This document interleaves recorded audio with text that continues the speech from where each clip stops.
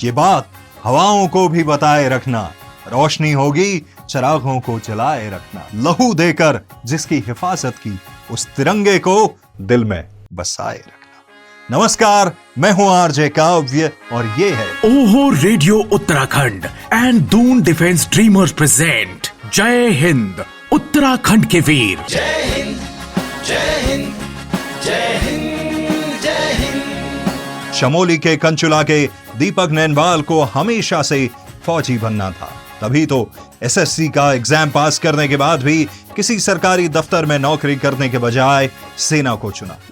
ये शायद वो रवायत थी जो पीढ़ी दर पीढ़ी चली आ रही थी। सेना के इन्फेंट्री बटालियन एक महार रेजिमेंट में ज्वाइनिंग मिली।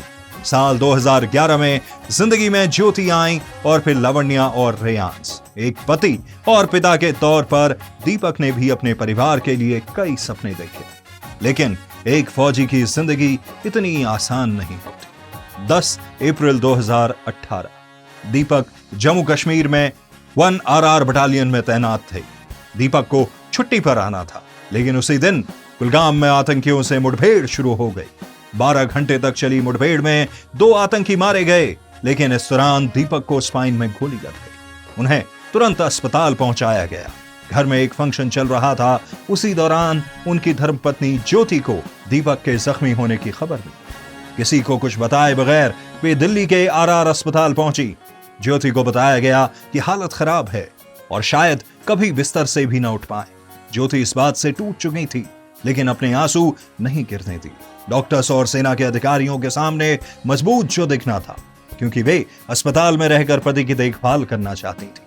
हिम्मत भले ही कितनी हो, लेकिन चेहरा सारी कहानी कह देता है। ऐसा ज्योति के साथ भी हुआ। जब दीपक को होश आया तो बोले, ये कैसी शक्ल बना रखी, एक फौजी की बीवी हो। कुछ दिन बाद दीपक को पुणे के मिलिट्री अस्पताल भेज दिया गया। 6.5 साल की शादी में ज्योति कभी अपने पति के साथ नहीं रही, क्योंकि दीपक हमेशा फील्ड पोस्टिंग पर रहे। लेकिन वो पति के सबसे मुश्किल पलों में उनके साथ रही। 40 दिन तक दीपक जिंदगी की जंग लड़ते रहे। आखिरकार वो हुआ जिसका डर था, दीपक नहीं रहे। लेकिन इन 40 दिनों ने ज्योति को मानसिक तौर पर बहुत मजबूत किया। ये मजबूती सिर्फ ज्योति में ही नहीं, बेटी लावण्या में भी दिखी।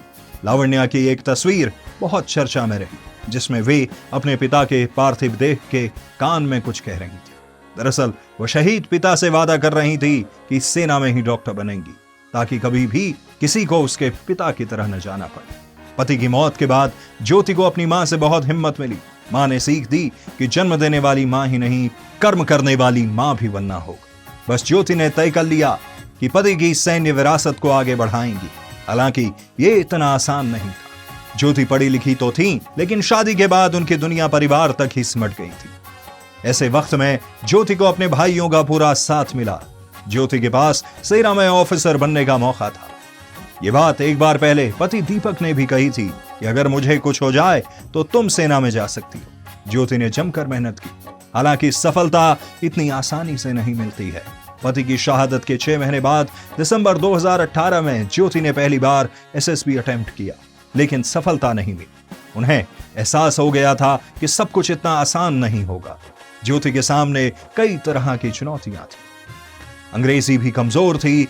हालांकि इसके बाद भी पति की पलटन ने पूरा साथ दिया। ब्रिगेडियर लेवल के अधिकारियों को ज्योति का मेंटोर बनाया गया। ज्योति ने मेहनत जारी रखी और चौथी बार में SSB क्लियर कर दिखाया। 29 जनवरी 2021 को ज्योति OTA चेन्नई से पास आउट होकर सेना में लेफ्टिनेंट बनी। अब वो कई महिलाओं के लिए रोल मॉडल है। ज्योति नैनवाल और दीपक नैनवाल, हमें आप दोनों पर ही गर्व है।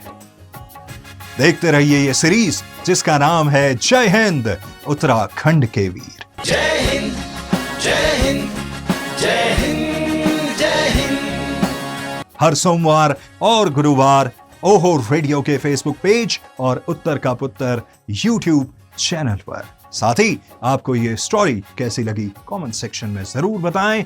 ये सीरीज को आप कितना पसंद कर रहे हैं जरूर हमें बताएं। धन्यवाद। Presented by Doon defence dreamers, देश हित में समर्पित संस्थान एंड ओहो रेडियो उत्तराखंड, मेरे हिल की धड़कन।